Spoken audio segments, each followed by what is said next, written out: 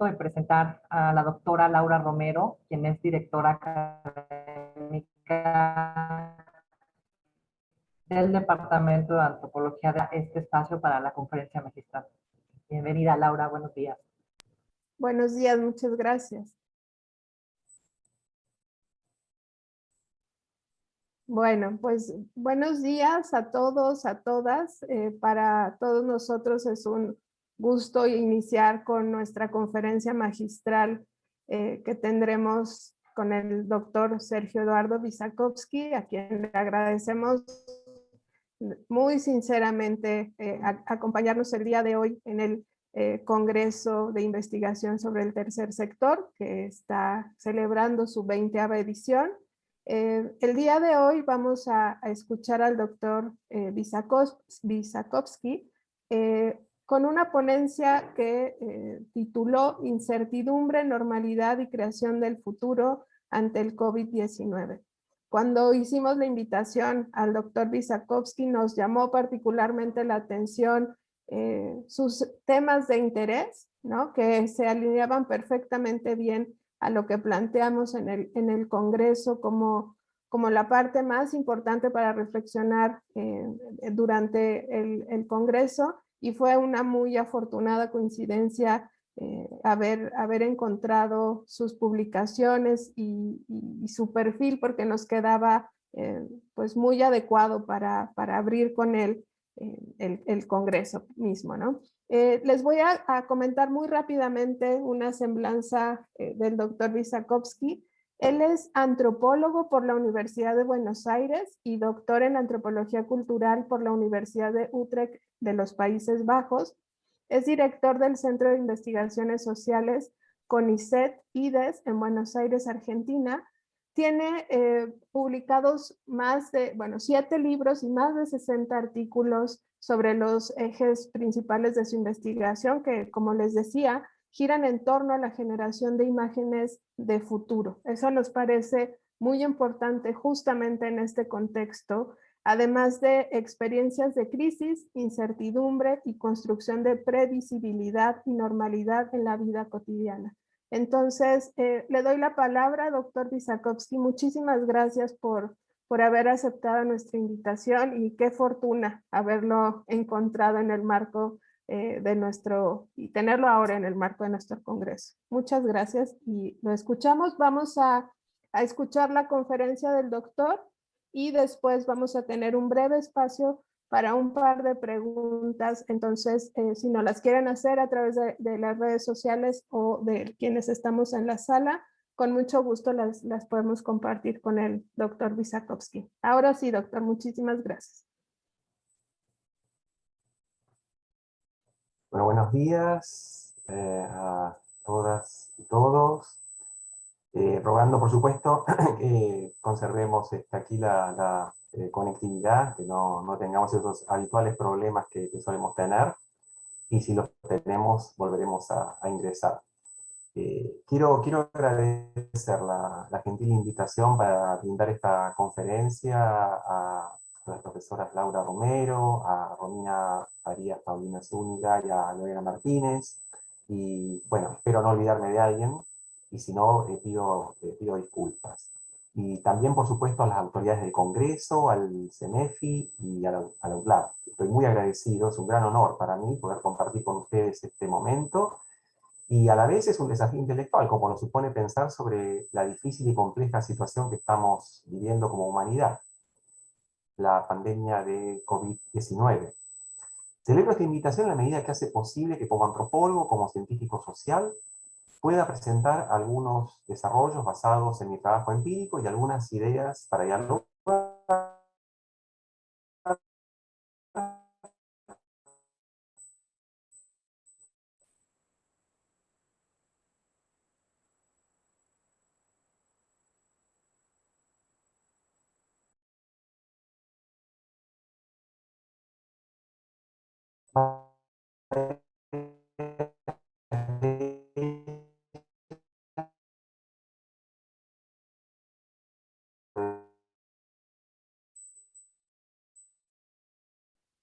Ya se puede ver, ¿verdad? No se trata de ningún modo de un desconocimiento, no, la primera simplemente, nos quedamos en la primera. Nos quedamos en la presentación por ahora. No se trata de ningún modo de un desconocimiento a la importancia crucial del campo biomédico en este periodo. Personalmente discutí bastante con cierto negacionismo, con ciertas perspectivas que apelan a expresiones como terrorismo o dictadura sanitaria. Simplemente mi posición se aproxima a la de un infectólogo que escuché en una entrevista televisiva en Argentina el año pasado, consultado al respecto a por qué mucha gente se negaba a cumplir con las medidas de cuidado. Señaló, bueno, eso debieran preguntárselo a un sociólogo o a un antropólogo. En efecto, desde hace más de un año los gobiernos, los medios de todo el mundo han estado discutiendo sobre asuntos como virus, infecciones y vacunas, pero también sobre normas, riesgo, incertidumbre, confianza, certeza, normalidad y esperanza. Y pocas veces estos asuntos recayeron en sus especialistas, es decir, en quienes estudian las maneras de pensar y actuar de los seres humanos en tanto productos colectivos. Claro está que también todo esto supone un gran compromiso y responsabilidad cuando hablamos o escribimos sobre cosas que están sucediendo. Estamos obligados a pensar en la urgencia, con las consecuencias sabidas de todo apresuramiento, y lo cual no es un asunto menor, con trabajos de campo inexistentes o realizados bajo condiciones muy singulares. Algunos y algunas colegas no están de acuerdo con lo que se está haciendo en términos de investigación etnográfica, pues consideran que se trata de cualquier cosa menos de trabajo de campo etnográfico. Es cierto, estas no son las mejores condiciones para estudiar la realidad, pero las condiciones para estudiar la realidad nunca son perfectas, son lo que son. A pesar de todo esto, nos parece imprescindible intentar estudiar este tiempo. Es una situación sin precedentes que merece ser estudiada. Por otra parte, también nosotros contamos con conocimientos previos acerca de varias cuestiones, muchas de ellas elaboradas a partir de estudios clásicos de la antropología social, la sociología y la historia. No estamos empezando desde cero. Hay algo no menos importante aunque pueda parecer obvio. Hace tiempo que cuestionamos epistemológicamente aquella idea de ser observadores externos, pero como pocas veces nuestras preguntas y perplejidades acerca de los miedos y las ansiedades de la población son preguntas acerca de nosotros mismos, investigadores e investigadoras. Allá por fines de marzo, pocos días después de que se decretase el confinamiento en la Argentina, el 20 de dicho mes, sentí que era imprescindible realizar un seguimiento de la situación.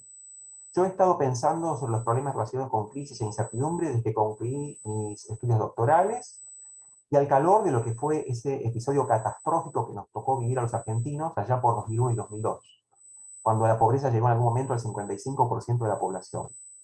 En 2019 publiqué un artículo sobre cómo la antropología había estudiado los problemas relacionados con el futuro, centrándome especialmente en la incertidumbre y la esperanza. Ese trabajo me había obligado a una importante revisión de la producción científica específica, sumado a mi propia investigación sobre crisis en la Argentina. Me di cuenta que estaba en condiciones de encarar un estudio sobre lo que estábamos viviendo. Así inicié la investigación empírica. Como ustedes saben, desde hace varios años, hay importantes estudios etnográficos sobre medios de comunicación y más recientemente sobre redes sociales. Evidentemente era indispensable partir de esos estudios para encarar relevamientos reiterados a distancia. De esa manera, periódicamente, solicité testimonios por WhatsApp y correo electrónico, mantuve conversaciones telefónicas, relevé e interactué en redes sociales como Facebook o Twitter, llevé adelante búsquedas en Internet, en diferentes portales, en YouTube, en medios periodísticos. Un tanto después empecé a realizar entrevistas abiertas en profundidad y a Zoom, especialmente, y cuando las condiciones lo permitieron, podemos pasar a las 4 diapositivas siguientes, realicé observaciones en las calles, los bares y las plazas y parques. Exacto. Yo me concentré en una población predominantemente de sectores medios de la ciudad de Buenos Aires. Cuando terminemos de pasar estas diapositivas hay un mapa para que ustedes se ubiquen de lo que llamamos, bueno, lo que es la ciudad de Buenos Aires, más el área metropolitana, que es más amplia, y lo pueden ver en relación con o su localización dentro de la Argentina. Este es el mapa de lo que se, bueno, tienen la ciudad de Buenos Aires, el área metropolitana, que es lo que la rodea, es más amplia, y en el ángulo superior derecho tienen la ubicación de ese área en relación con la Argentina. La ciudad tiene cerca de 3 millones de habitantes, o sea que representa poco más del 7% del país.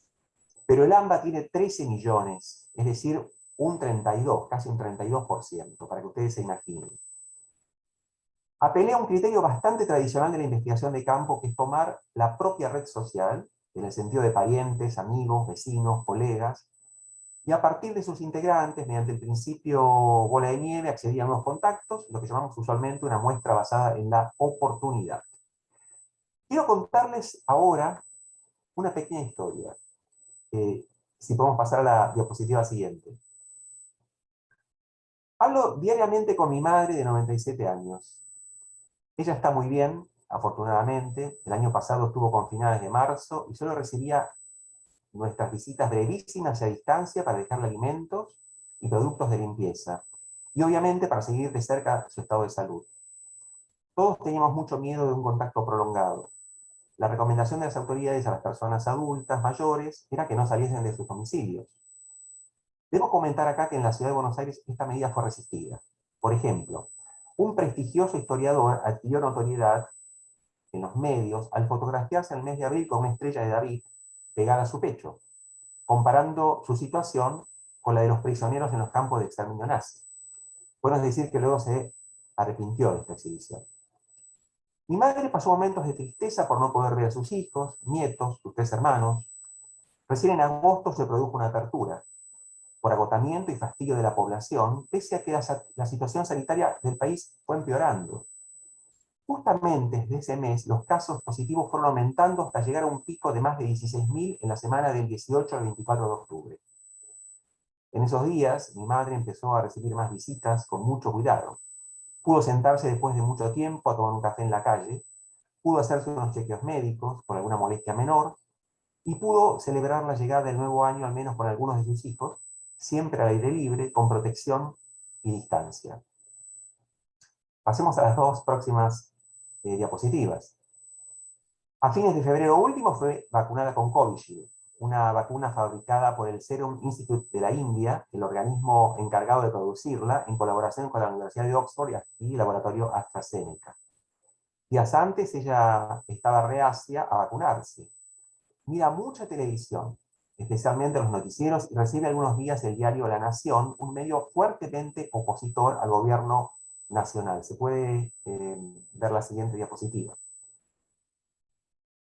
Ahí no se puede ver la cara de alegría de mi madre, pero acá sí se puede ver algunas de las noticias del diario La Nación, ¿no?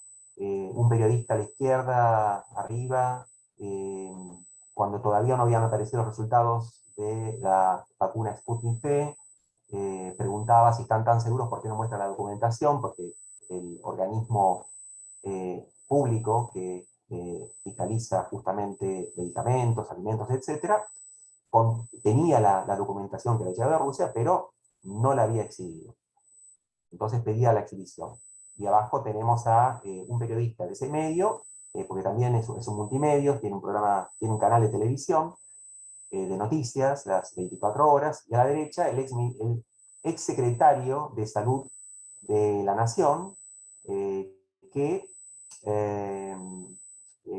bueno, fue degradado, digamos, al rango de secretario luego de ser ministro, digamos, por decisiones políticas durante el gobierno de Mauricio Macri. Durante bastante tiempo este medio y otros atacaron el convenio firmado por el gobierno con el Centro Nacional de Investigación de Epidemiología y Microbiología Gamaleya de la Federación Rusa, que produce la vacuna Sputnik V. Si bien había sido aprobada a fin del año pasado por la Administración Nacional de Medicamentos, Alimentos y Tecnología Médica en base a la documentación recibida, y ya el 29 de diciembre se había empezado a vacunar al personal de salud. Podemos pasar las diapositivas siguientes, las 3 siguientes.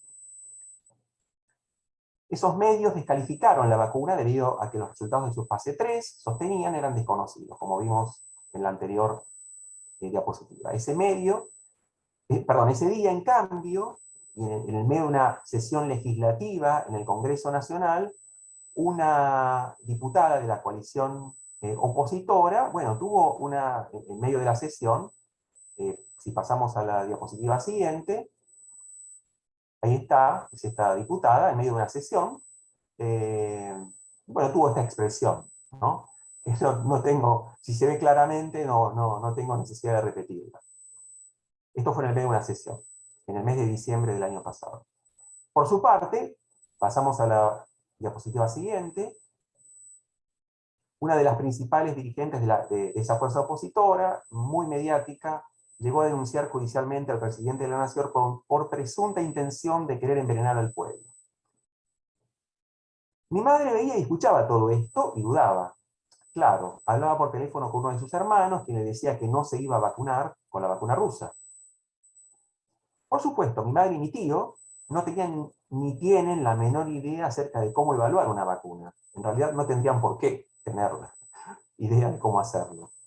Ella, su hermano y tanta otra gente no fueron, ni creo, serán parte de movimientos antivacunas.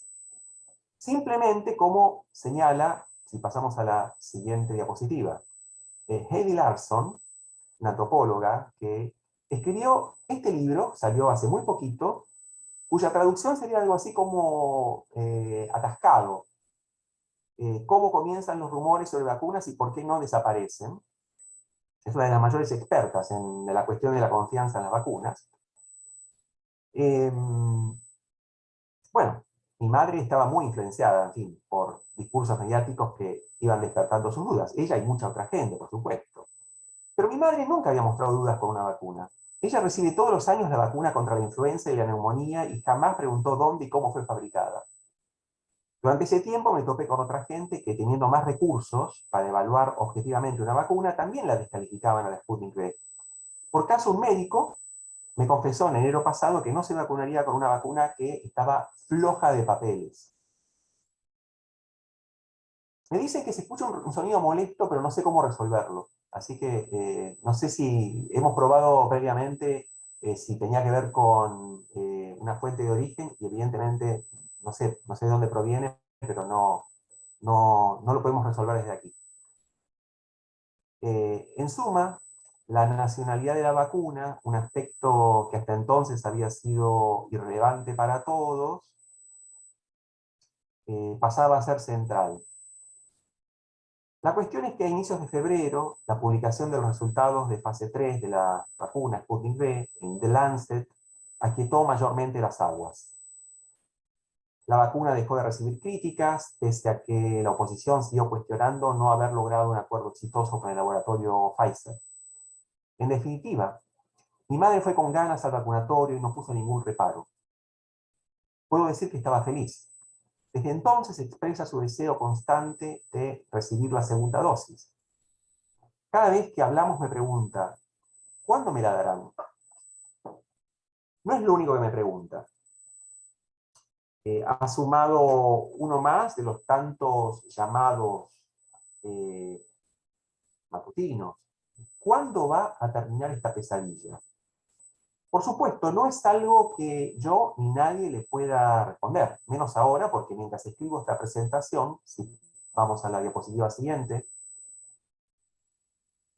una suba inusitada de casos en el país, especialmente donde vivimos, en Buenos Aires, ha obligado al gobierno nacional a establecer fuertes restricciones a la circulación a partir del 19 de abril y hasta el 30 del mismo mes. Me voy a detener en este punto un poco más adelante, pero si se ve al final de la curva, o sea que nos acercamos a este presente, tenemos un ascenso muy empinado, que eso quiere decir que hay un ascenso alto y muy acelerado. Tenemos un problema serio con el futuro. Bueno, nosotros tenemos un problema aquí serio con el futuro, pero lo tenemos todos y todas. Como mi madre, todos quisiéramos saber cuándo terminará la pandemia. Las respuestas usuales se centran en que eso sucederá cuando la circulación del virus esté controlada mediante la vacunación. Como mi madre, muchos y muchas se han preguntado por la eficacia de las vacunas. Han tenido dudas. como aquellos personajes que en algún momento hicieron dudar a mi madre, por todo el mundo circulan y seguirán circulando rumores por los medios y las redes sociales, luego boca a boca. Esos rumores plantean que detrás de la vacunación se esconden planes para colocar microchips en las personas o producir un cambio en nuestro código genético. Los voceros de las visiones contrarias a las vacunas, si pasamos a la diapositiva siguiente, bueno, esto es en la televisión argentina en horario, en lo que se llama prime time, ¿no? Horario central. Esto fue hace una semana o 2 semanas. Bueno, estos voceros suelen encontrar tierra fértil en situaciones esperables en los procesos de vacunación, una vez que se pasa de las fases de prueba a la vacunación masiva. Por ejemplo, los casos de trombosis en personas vacunadas con AstraZeneca que se encuentran bajo estudio de potencial asociación. Quienes no tienen un mensaje contrario a las vacunas hacen hincapié en la lentitud de la vacunación, sea por la escasez de vacunas en relación con las dosis necesarias para cubrir la población objetivo, sea por falencias reales o supuestas de la estrategia de vacunación. En Argentina la vacunación avanza lentamente como en la mayor parte del mundo, excepto pocos países. El problema, como bien sabemos, es de orden mundial. El desarrollo de vacunas en un tiempo asombrosamente veloz ha sido un logro científico notable a partir del conocimiento preexistente. Pero las cosas podrían ser mejores si la producción y distribución de vacunas siguiese otra lógica que la de los bienes de mercado. Nunca es suficiente insistir en el recuerdo, si pasamos a la diapositiva siguiente, de Abraham Saperstein, quien más tarde cambió su nombre por Albert Sabin, quien se negó a patentar la vacuna oral contra la poliomielitis, renunciando a toda explotación comercial por parte de las industrias farmacéuticas, para que el bajo precio garantizase una mayor difusión. Unos días atrás, un amigo que vive en los Países Bajos me contaba que tenía un turno para ser vacunado en febrero y que desde entonces le han cambiado continuamente la fecha. Estaba desconcertado y a punto de perder las esperanzas de que fuera vacunado próximamente. Como él, pero desde el cono sur, tengo sensaciones parecidas.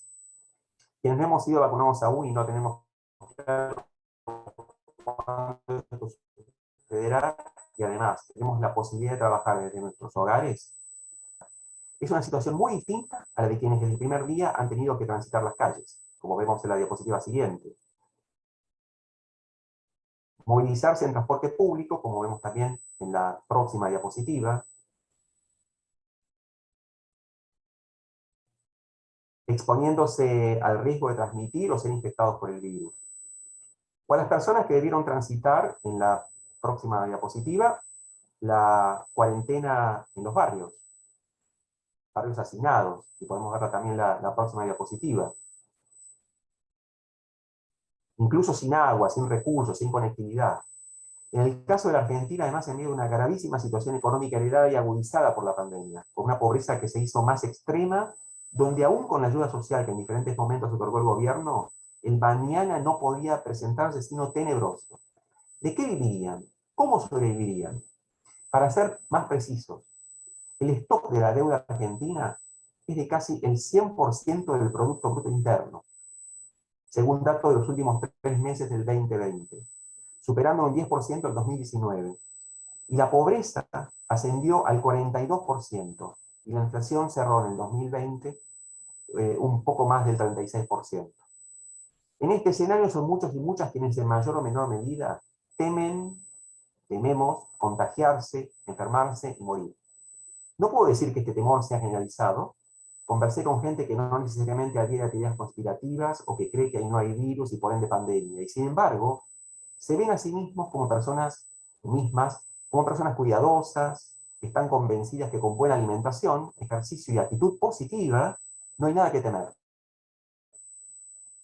Y de contagiarse, porque no descartan esa posibilidad, están seguros que la pasarán bien. Esta perspectiva contrasta con quienes estamos atentos a la ocupación de camas de terapia intensiva en el sistema de salud y al riesgo de colapso, que nos lleva a cruzar los dedos no solo para no contraer COVID, sino también para no tener ningún otro problema de salud. Como ustedes habrán advertido, todos estos minutos hemos estado hablando de lo que sucederá, a veces con dudas, temor, ansiedad, frustración, otras con ilusión, confianza, anhelo, expectativa. Dos actitudes distintas frente al futuro, la primera incierta, la segunda esperanzada. Imagínense en medio de la compra de una casa, algo que cada vez era más difícil de imaginar por la mayor parte de la población mundial. Supongamos que han estado ahorrando durante mucho tiempo porque su ilusión era cambiar a una casa con un jardín en un barrio que a ustedes les gusta mucho, una zona, y al que le atribuyen una alta calidad de vida. Supongan que luego de mucho buscar, encuentran la casa de sus sueños. Sin embargo, como sus presupuestos son ajustados, tienen que negociar con propietarios y representantes inmobiliarios. Ofrecen una suma para adquirir la casa y esperan la respuesta. Su ilusión es grande. Quieren cumplir el sueño, pero los días pasan y la respuesta no llega. El tiempo puede parecerles detenido, inmóvil. Con un llamado telefónico pueden probar si se acelera. Supongamos que la respuesta llega, finalmente, pero no es la esperada. Tal vez quieran seguir negociando, tal vez no. Seguramente volverán a la búsqueda o la suspenderán por un tiempo. En todo caso, conservan sus casas, pueden continuar con sus vidas. Nos enfrentamos a situaciones de este tipo o parecidas todo el tiempo. Nuestras vidas están orientadas al futuro, un tiempo desconocido al que dotamos de cualidades positivas o negativas desde eso que llamamos presente. Percibimos nuestras vidas como secuencias en cierto orden. Mañana tengo que hacer tal cosa, luego encontrarme con tal persona, al día siguiente resolver tal asunto. En nuestras agendas, el futuro parece estar ahí, asegurado, palpable. Puede que cualquiera de estas cosas que no se lleve a cabo, por cualquier razón. Podemos reacomodar algunas, otras quizá no, y puede que eso nos traiga o no inconvenientes. Muchísimas cosas pueden suceder para que algo que tenía previsto no se realice. Puede ser algo no esperado, algo temido. Nada asegura que ese futuro se realizará. Como sea, no podemos controlarlo todo. Siempre nos acecha la incertidumbre, y como en la diapositiva siguiente lo podemos ver, bien lo planteaba la gran Mary Douglas, una enorme parte de nuestro tiempo y nuestros esfuerzos están orientados a lidiar con ella. Ahora bien, quisiera diferenciar la incertidumbre con la que nos enfrentamos cotidianamente del tipo de incertidumbre que emerge en circunstancias como las actuales. Las respuestas a la pandemia han producido en mayor o menor medida profundas alteraciones temporales, sea en la organización y las condiciones de posibilidad de las rutinas diarias, en los usos del espacio, tanto doméstico como público, en los desplazamientos urbanos e interurbanos, en la sociabilidad y en la proxemia, es decir, en los modos en que las distancias que mantenemos entre nuestros cuerpos, cuando interactuamos, participan de la comunicación social, así como en la ritualización de los ciclos de la vida y de la muerte. Estas transformaciones de la vida colectiva no han sido uniformes, tomando en consideración cada país o sus diferentes sectores sociales. Incluso, en un mismo país el gobierno ha variado sus políticas, como ha sido el caso de Gran Bretaña.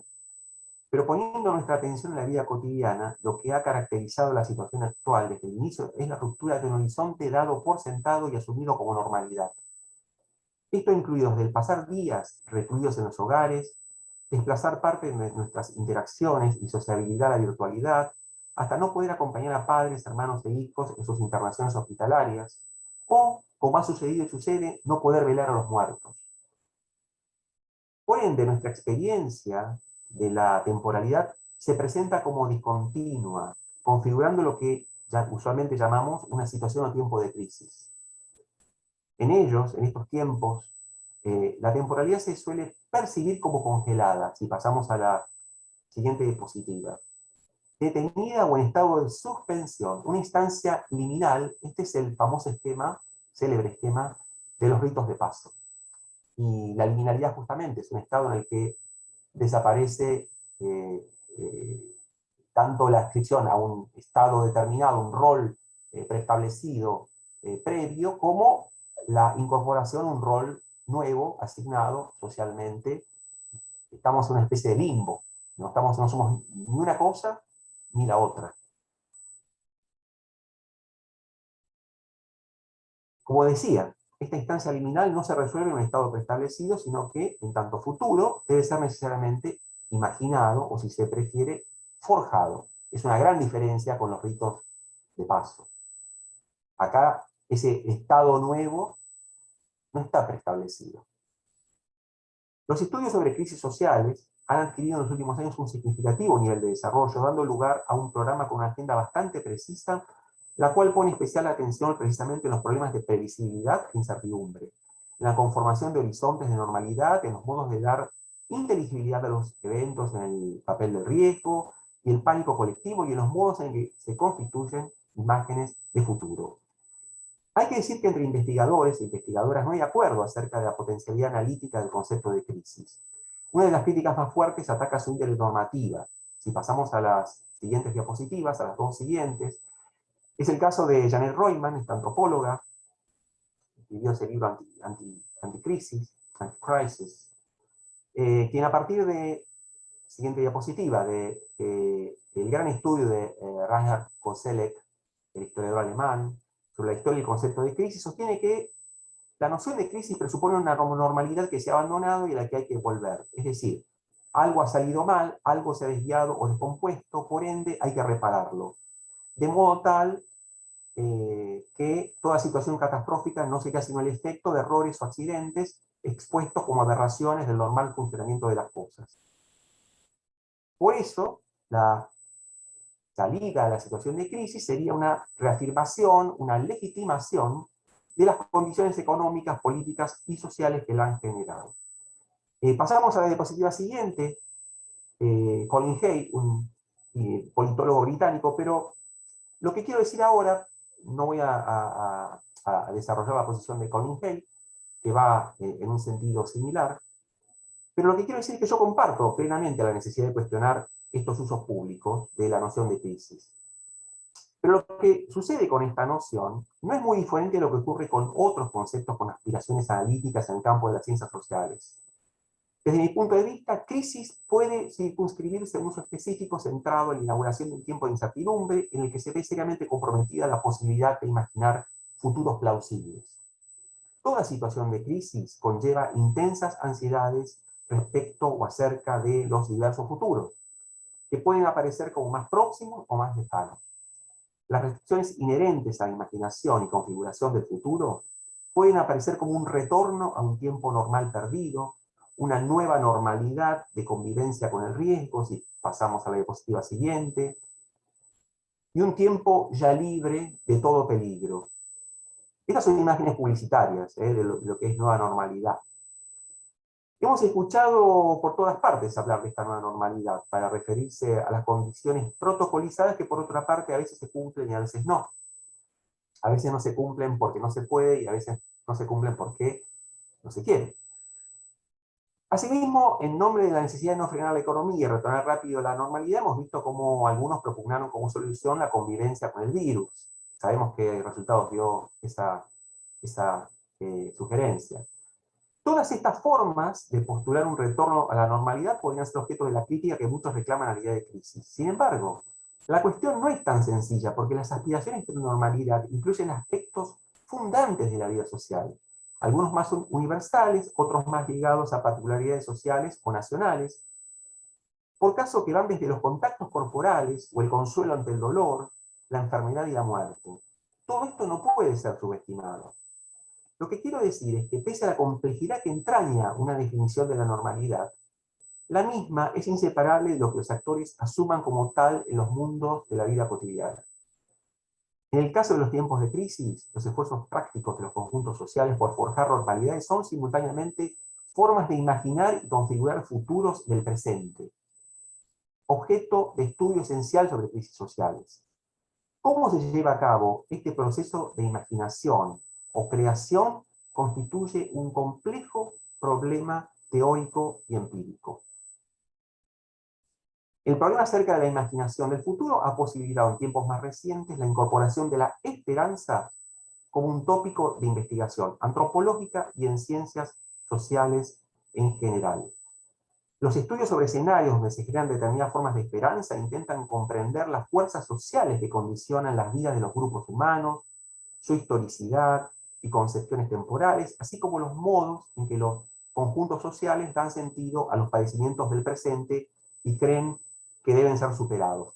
En las diapositivas siguientes hay exponentes justamente fundamentales del desarrollo de esta línea de trabajo, como Ernst Bloch, por ejemplo, ¿no? Con el principio esperanza. Son 3 volúmenes que, bueno, hay que leerlos, ¿no?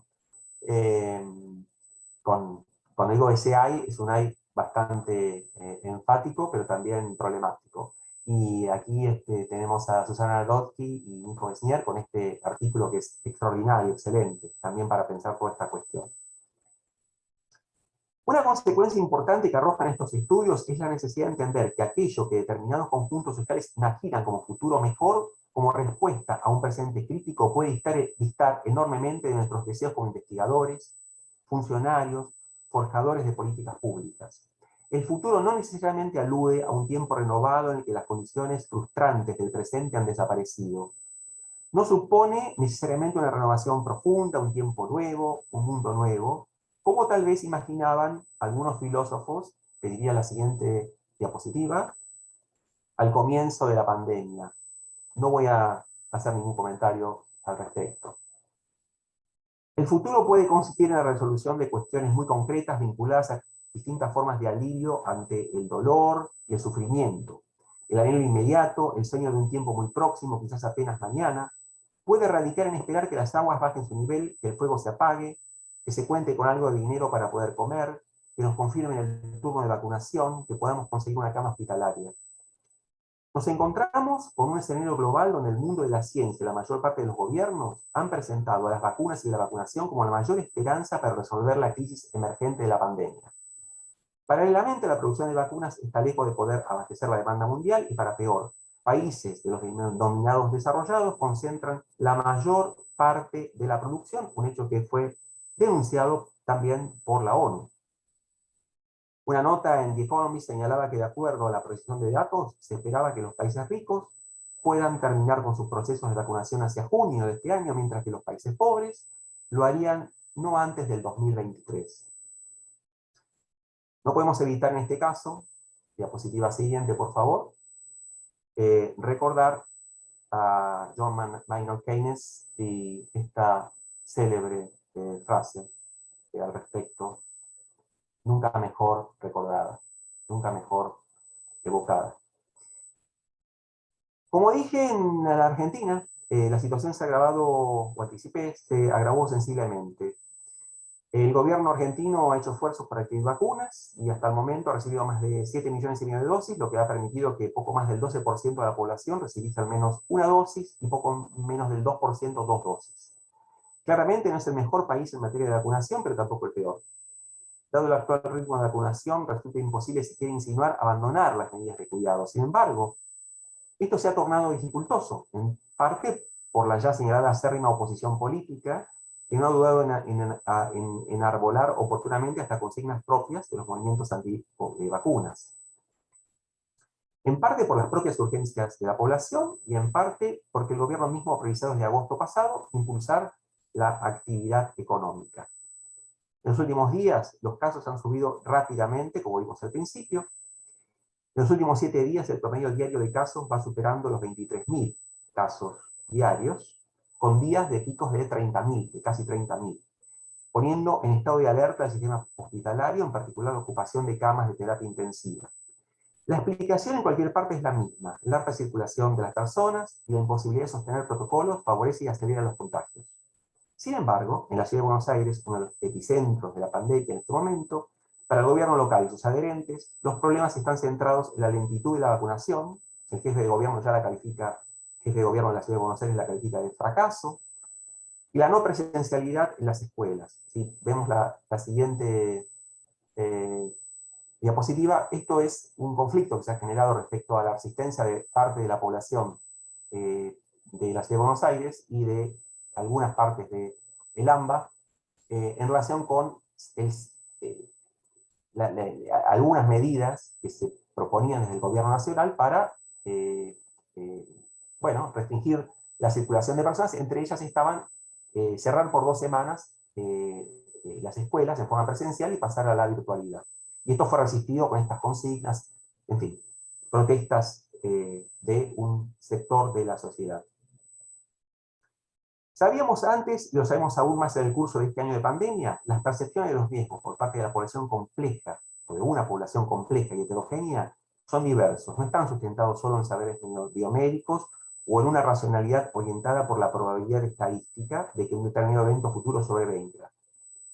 sea el peligro individual de contagiarse, o la amenaza de expansión de la enfermedad, o el colapso del sistema de salud. Lo que quiero decir es que frente al riesgo objetivo de contagio determinado por la ciencia médica, hay diversas creencias a las que adhieren distintos sectores de la población acerca de qué es o no riesgoso, cuál es la causa del riesgo, si hay alguna responsabilidad y a quién corresponde, y finalmente, cómo actuar para evitarlo. Si fuese posible identificar estas formas diversas de percibir el riesgo en el curso de una pandemia como la actual, pese a las urgencias, esto fortalecería las políticas sanitarias en la medida que contaríamos con mejores elementos para comprender desde las reticencias al uso de las mascarillas, o su mal uso, la violación frecuente a mantener la distancia requerida entre los cuerpos, y las dudas y miedos ante las vacunas. Del mismo modo, tendríamos mejores posibilidades de entender en qué se basa la credibilidad que adquieren relatos acerca del origen del virus, ciertos tratamientos presentados como efectivos, o supuestos peligros resultantes de la aplicación de vacunas. Desde ya la tarea no es sencilla. Personalmente no comparto el optimismo de Heidi Larson. Me siento en ese sentido mucho más cerca de aquellos antropólogos y antropólogas que no temían ocultar su perplejidad inicial ante prácticas y creencias que les resultaban completamente incomprensibles en principio. Lo espléndido, decía Mary Douglas, de la indeterminación para la antropología, esto lo decía 20 años atrás, es que nuestros arcanos problemas sobre el pensamiento de otras personas de repente se vuelven comunes para todos nosotros como seres humanos. En el curso de este año hemos visto y oído a filósofos proclamando la invención de la pandemia, a gobernantes que la minimizaron, si pasamos a la siguiente diapositiva, o bien apostaron a una inmunidad de grupo, a una costa de miles de muertos, a personajes públicos, desde conductores de televisión hasta presidentes promoviendo el uso de sustancias como jefes de Estado, promoviendo sustancias como el dióxido de cloro o la hidroxicloroquina. Todo esto presenta un gran desafío para las ciencias sociales. Efectivamente, las creencias y prácticas mencionadas no parecen ser nada nuevo en el campo de los estudios antropológicos. Pero estos eran parte de una agenda que se asumía como científica, es decir, donde la autoridad de la ciencia no estaba puesta en duda, sea cual fuere la idea de ciencia que sostuvieran. Justamente una autoridad que es desafiada o desconocida por quienes proclaman las posiciones anteriormente mencionadas. Si vemos la siguiente diapositiva, la pregunta que quiero formularme aquí en el final es ¿de qué modo participarían públicamente las ciencias sociales en esta problemática? ¿De qué manera pueden defender la autoridad de la ciencia sin suspender la discusión acerca de qué es lo que llamamos ciencia y de cómo cierta concepción de ciencia prevalece en las políticas públicas? La imagen es de Bruno Latour, que es uno de sus últimos libros, traducido como ¿Dónde aterrizar? Cómo orientarse en política, trata justamente sobre la problemática del cambio climático. Y está presente esta discusión. Justamente alguien que fue en algún momento indicado como, de algún modo, un filósofo que dio o nutrió de argumentos a quienes, bueno, forjaron aquello que dio lugar a lo que se llamó posverdad. Y él, justamente, aquí y en varias entrevistas que dio respecto a este libro, argumenta justamente lo contrario.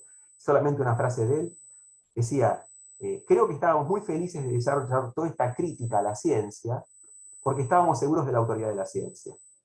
Esto es lo que nos sucede hoy.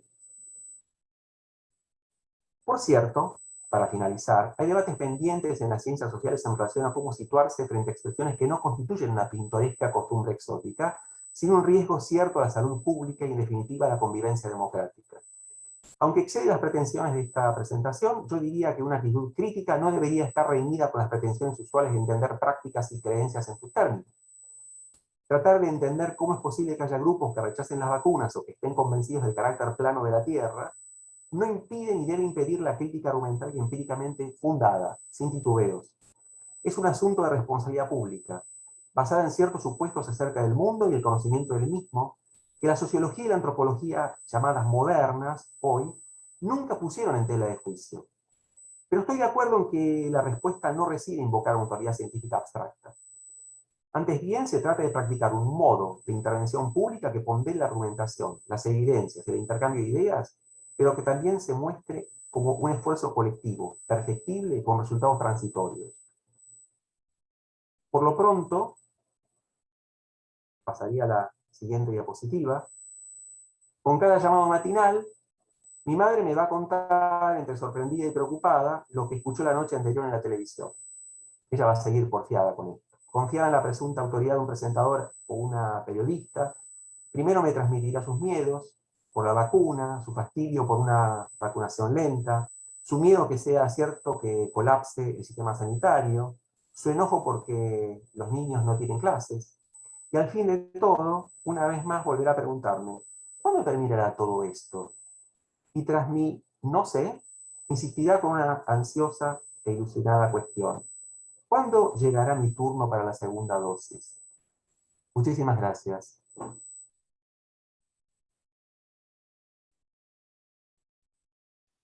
Muchas gracias a usted, doctor Wisakovsky. Me parece que ha tocado puntos que todos y todas en Latinoamérica y quizá en el mundo, ¿no? Estamos viviendo y le agradecemos también mucho haber ocupado el caso de su madre para ejemplificar todas estas inquietudes que nos atraviesan, porque finalmente pues lo que el confinamiento nos ha mostrado es o recordado quizá, ¿no? Es que también somos seres sensibles que quizá racionalizamos mucho los procesos que nos acompañan y que justo quizá por eso la ciencia tiene que estar combatiendo con estas pues, posturas frente a la vacuna sobre todo, ¿no? Como pues todas estas cosas que van desde un chip hasta un plan para establecer un nuevo orden mundial. Entonces, bueno, estamos, digamos, sobre el tiempo, así ya un poquito más, pero me gustaría, bueno, creo que me parece, a ver, déjeme echar un vistazo aquí. Bueno, le hacen sobre lo interesante de su presentación. Pero justo y para, ya revisamos, no hay preguntas en las redes y me parece que aquí tampoco tenemos ahorita, pero me gustaría quizá para hacer un cierre, preguntarle cómo, y justo como retomando lo de su madre, ¿no? O sea, ¿y qué sigue, no? O sea, ¿cómo piensa usted este esfuerzo colectivo del que hablaba al final? Que justo pensando en la sociedad civil, que es quienes nos acompañan en gran medida durante el Congreso, este esfuerzo colectivo que está atravesado, me llamó mucho la atención esto del mañana tenebroso, ¿no? O sea, porque a veces ni siquiera es incierto, se vuelve tenebroso. Y justo ¿qué nos podría decir justo como para cierre sobre este esfuerzo colectivo y cómo mira usted la posibilidad de establecer, si es que es posible, un equilibrio entre la incertidumbre y la esperanza? Creo que como seres humanos anhelamos vivir en el equilibrio, ¿no? Cuando en realidad pues nunca lo estamos. Y justo en estos momentos de crisis el equilibrio se vuelve como el punto ideal. Pero, ¿cómo mira esto usted, esta triangulación entre el esfuerzo colectivo y la búsqueda del equilibrio entre la incertidumbre y la esperanza? En el entendido de que además, pues, insisto, ¿no? Nunca estamos en ese punto realmente, pero ahora parece mucho más evidente su inexistencia. Muchas gracias por la pregunta. Bueno, ahora estaba viendo aquí el chat. La verdad es que lamento, ayer comento brevemente, tuve también una presentación y salió bien el sonido. No me puedo imaginar qué estará sucediendo en este momento y lamento, estas cosas se nos escapan totalmente, ¿no? Eh, pero, bueno, muchas gracias por la pregunta. Yo creo que no hay una respuesta porque además depende de muchos aspectos. Entre ellos depende de la situación de cada país y depende, o sea, no es lo mismo la situación de Israel, Gran Bretaña, Estados Unidos, que la situación de países, no voy a mencionar ninguno, pero hay países que han recibido muy pocas vacunas, por ejemplo, y que están esperando que el fondo COVAX sea el que les envíe, porque si no, no tienen acceso, ¿no? No quiero entrar a mencionar particularmente ningún país. De hecho, Argentina sí, si bien ha podido comprar vacunas y sigue comprando vacunas, con todas las dificultades que tiene, recibe vacunas del Fondo COVAX. Y además hay un convenio, ¿no?, con México, justamente por la fabricación de AstraZeneca, la vacuna de AstraZeneca, de Oxford AstraZeneca. Pero lo que digo es que no hay una respuesta única, y además depende mucho de la experiencia histórica de cada país. Y la experiencia histórica en relación con el sector público, la relación que mantiene el sector público con las organizaciones no gubernamentales, con el sector privado. Es una situación, pues, un escenario muy complejo que no puede admitir una respuesta única y universal. Lo que sí creo es que, reafirmando lo que dije al final, soy antropólogo, estoy entrenado justamente como quienes nos hemos formado en esta disciplina para tener recursos conceptuales para poder analizar justamente creencias que nos parezcan a priori absurdas, contrarias a la racionalidad, pero cuando uno trabaja o intenta trabajar justamente en un dominio público, cuando uno quiere tener efectos justamente, ni más ni menos que en una cuestión tan seria como es la vacunación, diferenciemos vacunación de vacunas, por favor, eso es muy importante. A veces se confunden. La vacunación es un proceso multidimensional, es un proceso que no se reduce solamente a los aspectos biomédicos, a una racionalidad puramente ligada a la eficacia, sino que hay que construir confianza, y estoy plenamente de acuerdo con quienes trabajan precisamente en este sentido. No hay una receta, pero lo que sí hay justamente es experiencias que podemos aprovechar y podemos probar en qué medida se puede ir trabajando, digamos, en un sentido que no nos enfrente, sobre todo cuando lo que queremos es obtener resultados frente a una situación que en muchos países, como el mío, es alarmante. Peleándonos, endilgando la irracionalidad en fin, estar fuera del dominio de la lógica, ignorancia, eso no va a ayudar en nada. Lo que tenemos que lograr es un trabajo, quizás, bueno, dependerá ahí justamente del lugar que tengamos en cada país, ¿no?, los científicos sociales, pero mostrar que la construcción de confianza es un proceso cotidiano. Y justamente no es lo mismo la responsabilidad que tiene un funcionario o la responsabilidad que tiene un personaje público en la televisión a lo que tiene un ciudadano como mi madre o tantos otros ciudadanos del mundo que legítimamente pueden tener dudas. Yo lo que aconsejo, y por eso di el ejemplo de mi madre, es trabajar conversando, dialogando, aportando información, y no me parece una buena receta condenar inmediatamente a quienes tienen dudas legítimas a la ignorancia, a la brutalidad, a la animalidad, a la irracionalidad. Eso es lo que se me ocurre.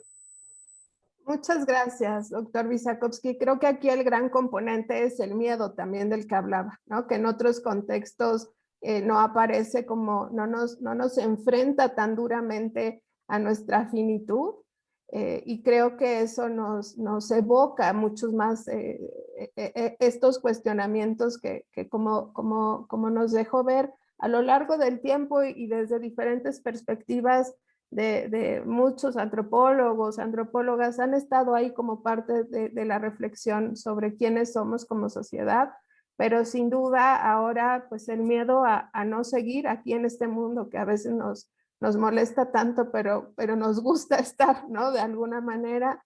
Y pues bueno, de verdad le agradecemos mucho sus palabras. Creo que incluso el solo hecho de pensar que el futuro puede ser una categoría para pensar, ¿no?, y no una cosa imposible de tocar, nos da de alguna u otra medida cierto confort, ¿no? O sea, podemos pensar que el futuro es algo que podemos reflexionar y en el cual estamos todos los días, estamos haciéndolo suceder, ¿no? Entonces, A nombre del CEMEF y de la Universidad de las Américas Puebla, le agradecemos muchísimo su participación. Les invitamos también a todos y todas a seguir las actividades del Congreso y bueno, a las mesas que están ya empezando, y empezamos con el bloque A. Entonces toda la tarde tendremos actividades, y igual el día de mañana, entonces les invitamos a que nos acompañen. Y muchísimas gracias nuevamente, doctor Wisakovsky. Gracias a ustedes.